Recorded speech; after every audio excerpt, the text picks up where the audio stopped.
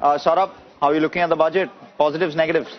We look, from my perspective as a fundamentally oriented investor, two big positives and one negative. I think the biggest positive for me was the FM's attack on FNO. Because for a year I've been shouting out from horse that we shouldn't have this volume of FNO activity in our country.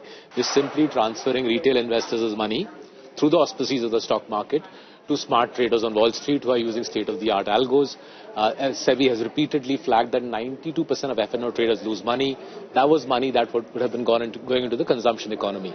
So rather than banning FNO or doing anything drastic like that, FM's done something very smart. She's saying, you're doing something which is damaging for the country. I'm going to tax you for that.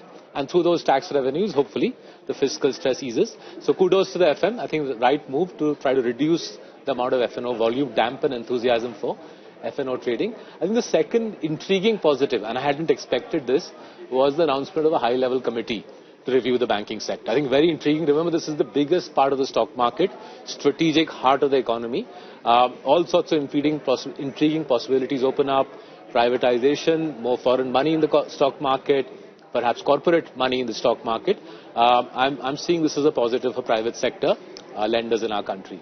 The negative for me was this whole obsession with jacking up capex, which obviously translates into higher borrowing requirement in the market.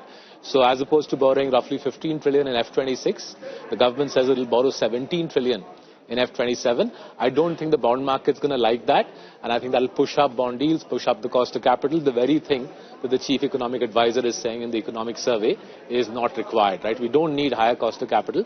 I think this whole obsession with capex, unfortunately, is pushing us in that direction.